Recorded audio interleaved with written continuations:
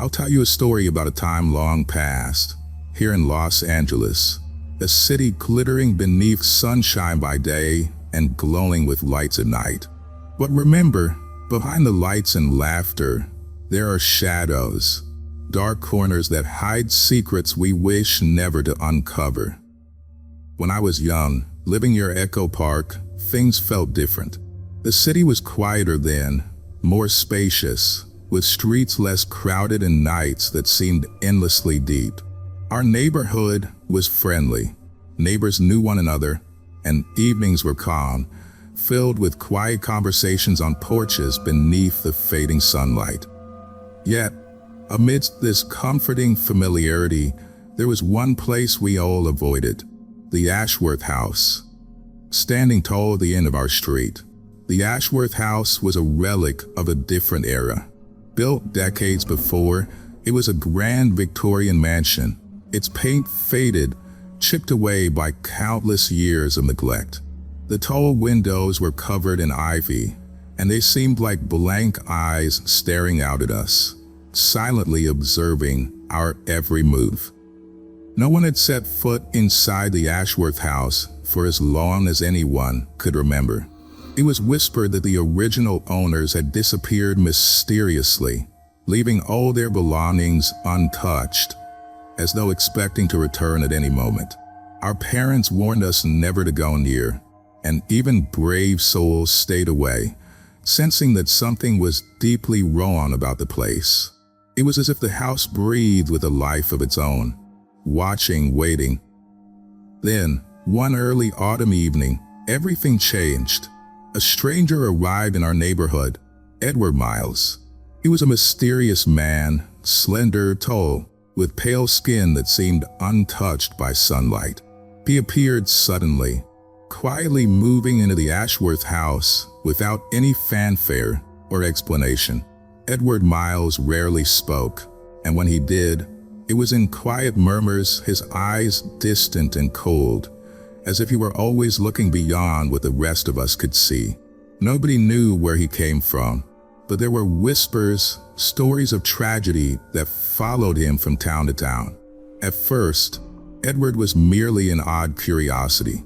He stayed mostly hidden during the day, rarely seen except at twilight, walking silently through the neighborhood, his gaze fixed ahead, unseeing. At night, though, people began noticing strange lights flickering through the Ashworth house's windows. Pale, ghostly lights that danced and shifted from room to room, as though the house were finally alive again. Soon after, strange things began happening around Echo Park. Pets went missing. First a cat here, a dog there. Birds stopped singing in gardens near the Ashworth place, and flowers wilted overnight, leaving gardens lifeless and brown. Whispers began, quiet at first, growing louder as unease settled over our neighborhood. People talked at markets, over backyard fences, in churches after Sunday Mass. They wondered if Edward was responsible, questioned what he might be doing inside that dark house. Yet no one dared confront him. Even the bravest among us avoided Edward Miles. There was something unsettling about his quiet presence, something we couldn't put our fingers on but felt deep within our bones. Whenever you passed the Ashworth house, it felt like eyes were always watching, eyes you couldn't see but knew were there. One evening, my closest friend Evelyn, whose home sat right next to the Ashworth place, decided enough was enough. Evelyn was always headstrong and brave, too brave perhaps. She looked at me with eyes determined and said, "Clara, we can't live like this, afraid of shadows. Tonight, I'm going to find out what's really happening." I pleaded with her to stay safe, begged her to wait until morning, but Evelyn wouldn't listen. She wrapped herself in her favorite blue shawl, took a small lantern, and quietly slipped into the darkness toward the Ashworth house. I stayed behind, worried, sick, unable to sleep, pacing my room, looking out my window into the empty night. The moon hid behind thick clouds, and a sharp wind whispered through the trees, telling of trouble. Hours dragged on like years, and Evelyn didn't return. Just after midnight, my heart froze. A light appeared in one of the upstairs rooms of the Ashworth place, flickering rapidly, like eyes frantically blinking. Suddenly, a scream shattered the night, a scream that pierced the darkness, filled with raw fear and desperation. I knew instantly it was Evelyn. Terrified, I rushed outside, meeting other neighbors who had heard the cry. We stood frozen, staring at the Ashworth house, each afraid to move forward. Finally, old Mr. Alvarez, a veteran known for his courage, took charge. Grabbing a heavy stick, he kicked open the door. A cold, musty wind blew out from inside, carrying with it whispers urging us to leave, warning us to turn back. But we had to find Evelyn. We stepped inside, each carrying lanterns. The air was bitterly cold, colder than the night outside, and the house seemed alive, shadows dancing on the walls, whispering secrets we couldn't quite hear. Calling Evelyn's name, we slowly ascended the creaking staircase. Each step felt heavier, like the house itself resisted our intrusion. And there, in a dusty room at the end of a long hallway, we finally found her. She was sitting motionless in an old rocking chair, staring blankly out of the window into the infinite darkness beyond. Her face was drained of color, her eyes open but empty, seeing nothing, hearing nothing. Evelyn was alive, but she would never speak again. After we found Evelyn, the neighborhood was never the same again. The discovery in the Ashworth house changed us profoundly, shaking our comfortable lives and filling us with lingering dread. Evelyn was never the same either. Although physically unharmed, her vibrant spirit was gone, replaced by emptiness and silence. Day after day, she sat by her window, staring out blankly, never acknowledging anyone who approached or called her name. As time passed, neighbors began avoiding the area near the Ashworth house altogether. Children no longer played on our street. Laughter faded from the afternoons, and whispered conversations behind closed doors replaced friendly neighborhood gatherings. Parents kept a closer eye on their children, hurriedly ushering them indoors before dusk. The cheerful voices that had once echoed in the evenings were replaced by quiet, tense silence, as though everyone feared awakening something that should remain undisturbed. Edward Miles vanished the same night we found Evelyn. No trace of him remained, and when the police investigated, they found nothing unusual beyond the dusty, decaying interior of the Ashworth house. Yet they discovered one unsettling detail: a photograph, yellowed and brittle with age, resting on a mantelpiece in the same room where Evelyn had been found. The photograph showed Edward Miles standing in front of the Ashworth house, looking exactly as he did when he arrived in the neighborhood. But the photograph was dated 1892, long before any of us were born. Rumors about Edward Miles multiplied rapidly. Some said he was a ghost, trapped between worlds, returning periodically to claim souls. Others whispered darker theories, that he was a collector of spirits, gathering them within the walls of the Ashworth house. Whatever the truth, fear spread quickly, further isolating our once friendly neighborhood. Months after the incident, people began leaving Echo Park. One by one, families moved away, selling their homes hastily, often for far less than they were worth. Those who stayed behind were the stubborn, or the skeptical, determined to dismiss the fears and rumors, though even they kept their distance from the Ashworth place. Despite everything, curiosity still lingered among the bravest or most reckless in the neighborhood.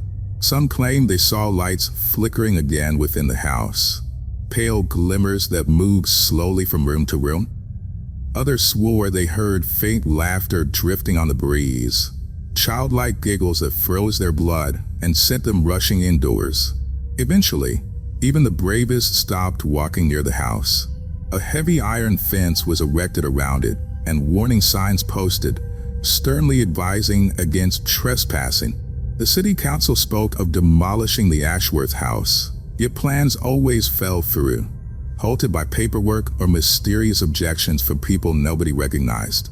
It seemed the house resisted even attempts to erase it from our landscape.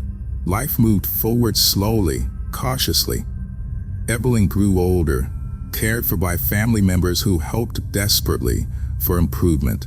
Doctors came and went, each shaking their heads helplessly, unable to offer explanations or solutions. Some suggested psychological trauma.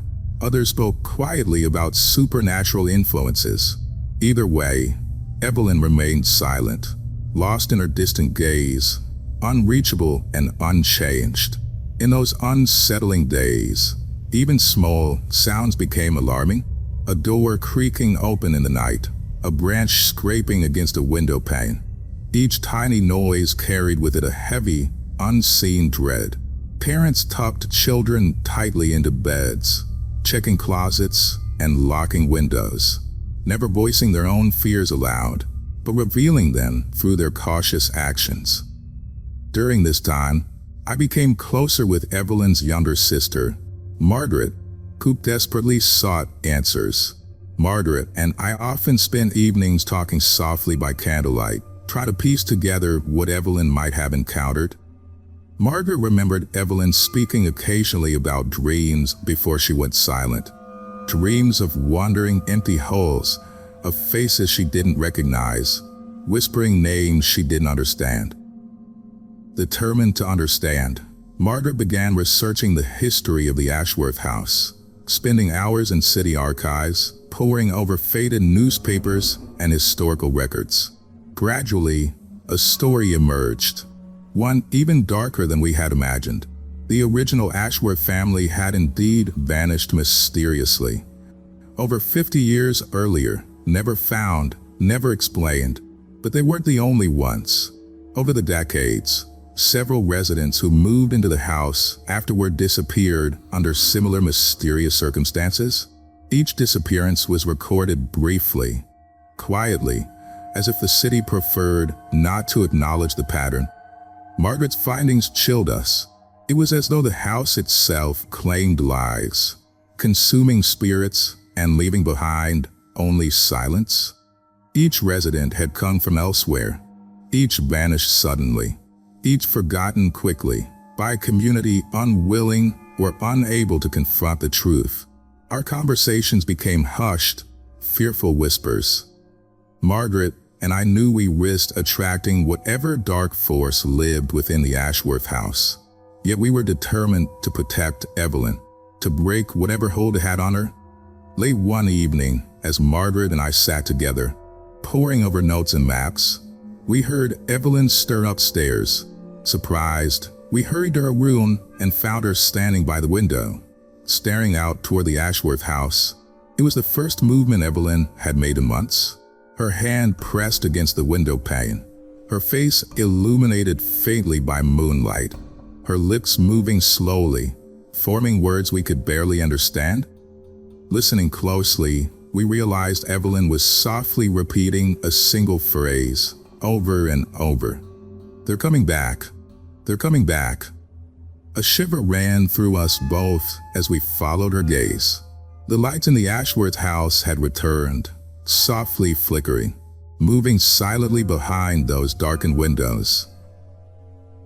Margaret and I stared helplessly as Evelyn's quiet chant continued, her gaze unwavering, fixed upon the sinister glow emanating from the Ashworth house. Fear clenched my heart. Icy tendrils wrapping tightly around it, leaving me breathless. Margaret grasped my hand tightly, whispering urgent words. "We must get Evelyn away from here tonight." We gently guided Evelyn back to her bed, where she resumed her silent staring at the ceiling. Eyes wide open but devoid of expression, Margaret locked every door and window, pulling curtains tightly shut, hoping to shield us from whatever malevolent force lingered outside. Yet despite her efforts, We both knew the real danger lay deeper than locks and curtains could protect against. Neither Margaret nor I slept that night. We kept vigil beside Evelyn's bed, listening for any sound, any sign that the Ashworth house had unleashed whatever evil it harbored. The hours crept by slowly, each minute thick with dread, every distant creak or rustle in the darkness sending shivers down our spines. By morning, the neighborhood awoke unaware of our night-long terror. Outside, life seemed deceptively normal. Sunlight filtered cheerfully through the trees, neighbors cautiously tended gardens, children briefly ventured onto porches. Yet beneath this facade of normalcy lay a shared, unspoken fear, reflected in wary glances and hurried movements. Margaret and I decided we needed help. Real help. Determined, we went to Father O'Connor, the priest at our local church. His kindly face tightened with concern as we described Evelyn's condition and Margaret's unsettling discoveries. Father O'Connor listened patiently, nodding gravely. He knew of the Ashworth house's dark reputation, had long suspected something beyond natural explanations. He agreed to come see Evelyn immediately. Upon arrival, he gently placed his hand on her forehead, whispering prayers, carefully observing her responses, or lack thereof. Evelyn did not react, her distant gaze fixed beyond all of us. Father O'Connor spoke quietly, confirming our worst fears. Evelyn was trapped, her spirit bound by some powerful darkness. Only by confronting this evil can we hope to free her, he explained. Fearful yet resolute, Margaret and I agreed. Father O'Connor prepared us carefully, providing blessed objects, holy water, and prayers to shield us spiritually. That evening, as darkness settled heavily upon Echo Park, Margaret, Father O'Connor, and I made our way cautiously toward the Ashworth house. The air felt unnaturally still, suffused with oppressive silence. Even the insects seemed hushed, as if aware of our grim intentions. Approaching the iron gate, we saw it was slightly ajar, an invitation from whatever awaited within. Entering the property felt like stepping into another world. The temperature dropped sharply, a chill settling deep into our bones. Father O'Connor led, holding aloft a lantern, murmuring protective prayers. Shadows twisted ominously around us, whispering inaudible threats, pressing inward, watching from every angle. Reaching the porch, we paused, steeling ourselves. The front door stood partially open, darkness spilling forth, beckoning. Margaret clutched my hand tightly, nodding to signal readiness. Together, we crossed the threshold. Inside, darkness enveloped us completely, dense and tangible. Father O'Connor lifted the lantern higher, revealing decaying walls covered in peeling wallpaper, dusty furniture shrouded in cobwebs, and an unsettling silence. As we moved deeper inside, we heard faint whispers, unintelligible murmurs that surrounded us, tugging at our senses, attempting to confuse and disorient us. Margaret gasped suddenly, pointing toward the grand staircase.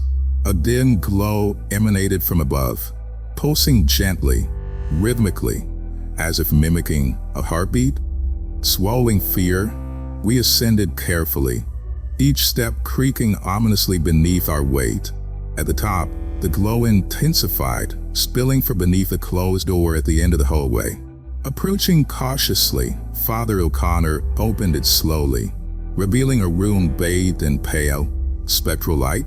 Within stood Edward Miles, unchanged, staring calmly at us, his expression unreadable. "You shouldn't have come," he said softly, his voice barely more than a whisper. Father O'Connor stepped forward, raising his cross defiantly. "Release Evelyn. Whatever dark deeds bind you here, they must end." Edward Miles smiled faintly, a chilling sight devoid of warmth. She chose to look, to see what lies beyond. Those who gaze into darkness cannot escape unchanged. Evelyn is mine now, part of the house, forever. Margaret lunged forward desperately, pleading, "Please, she's innocent. She doesn't belong here. Let her go." Edward's gaze shifted to Margaret, eyes filled briefly with sorrow. "It's not my decision. The house chooses. The house always chooses." Suddenly, the room began shaking violently, walls groaning, floor trembling beneath our feet. Edward vanished instantly, replaced by countless shadowy figures swirling around us, whispering urgently. Margaret screamed, covering her ears as the voices rose louder, angrier, insistent. Father O'Connor shouted prayers over the chaos, throwing holy water in wide arcs, temporarily dispelling shadows. Together, we stumbled from the room, pursued relentlessly by darkness. Reaching the front door, we burst outside, gasping for air as the door slammed shut behind us. Outside, the night was peaceful, deceptively calm, but within the house, lights flickered wildly, angry voices echoing faintly, demanding we return. Gasping, Margaret turned to me, tears streaming down her face. "We can't leave, Evelyn. We must try again." Father O'Connor nodded gravely, looking at the house that now watched silently from behind darkened windows, waiting patiently for our return. Margaret, Father O'Connor, and I returned home in tense silence, each of us carrying the heavy weight of dread. Evelyn remained unchanged, lying motionless, staring vacantly into the void. The feeling of defeat hung over us like a dark cloud, but none of us spoke of giving up. We knew there had to be a way. In the days following our frightening encounter, we spent hours researching, desperate for clues hidden in dusty records and forgotten tales. Father O'Connor delved into ancient church archives, hoping to find accounts of similar events. Margaret scoured local histories, piecing together the puzzle of the Ashworth family's past, determined to uncover any weakness in the sinister force binding Evelyn. We discovered troubling details. Decades ago, the Ashworth family, prominent and wealthy, had been the envy of Los Angeles, but tragedy struck abruptly. Family members vanished one by one, always without explanation, their disappearances shrouded in mystery. Rumors whispered darkly of strange rituals and shadowy figures appearing in their home late at night. The Ashworths eventually vanished entirely, leaving behind only their ominous house. Days turned into weeks, and the Ashworth house seemed to grow bolder. Neighbors began to report increasingly frightening incidents, shadowy figures appearing at their windows, unsettling dreams that lingered into daylight hours, unexplained feelings of dread and paranoia spreading like wildfire. People again started leaving the neighborhood, driven away by their growing fears.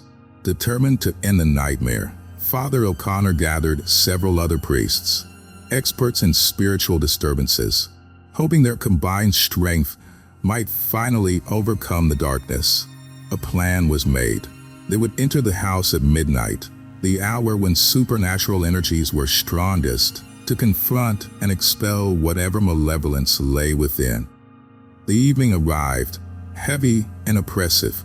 Margaret and I insisted on joining the priests, determined to fight for Evelyn's freedom. Armed with crosses, blessed candles, and holy water, we approached the Ashworth house once more. The building loomed over us, its presence immense and oppressive. Windows dark yet filled with unseen eyes watching our every move.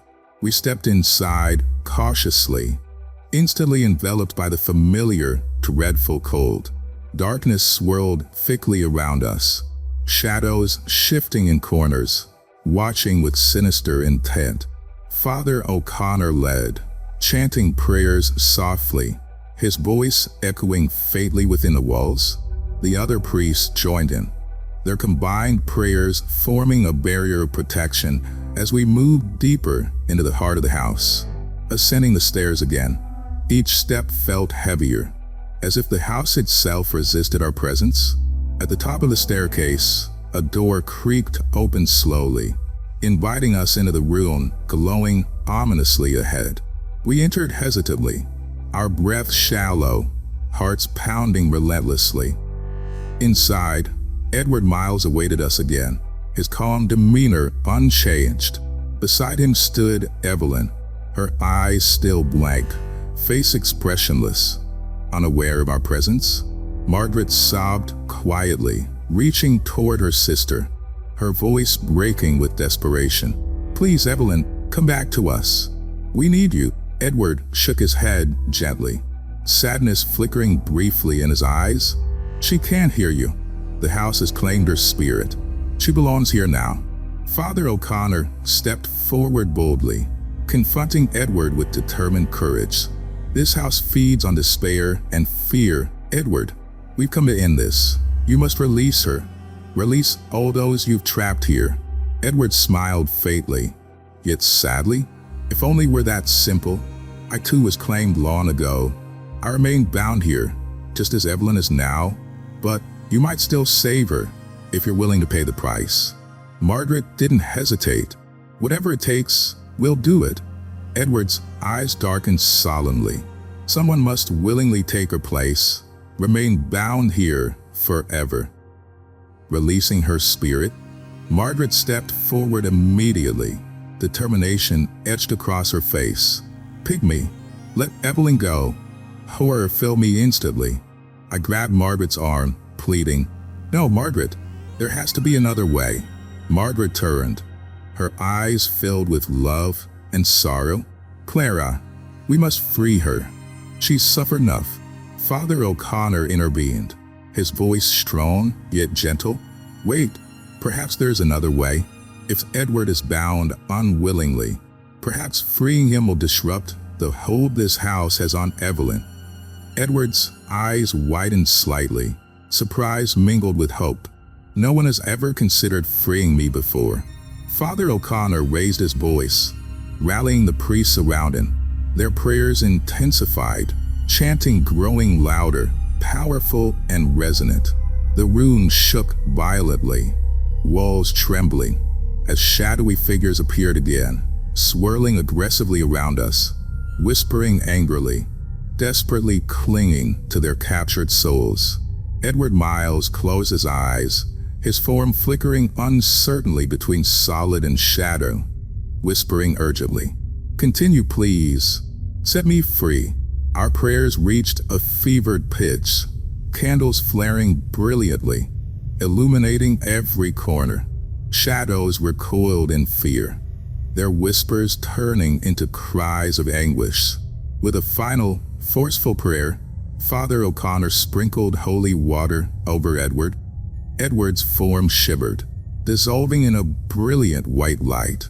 A moment later, Evelyn gasped loudly, color flooding back in her face, awareness returning to her eyes. The shadows vanished abruptly, the oppressive weight lifting instantly. The house grew silent, peaceful, for the first time in decades. We hurried from the house, carrying Evelyn into the fresh night air. Outside, we breathed deeply, relief washing over us. Evelyn clung tightly to Margaret, tears streaming down her face, whispering softly, "Thank you." The Ashworth house stood quiet and still, its darkness finally lifted, leaving behind only silence and peace. We knew the shadows would never return. But still, remember, beneath the bright lights of Los Angeles, some places are best left undisturbed.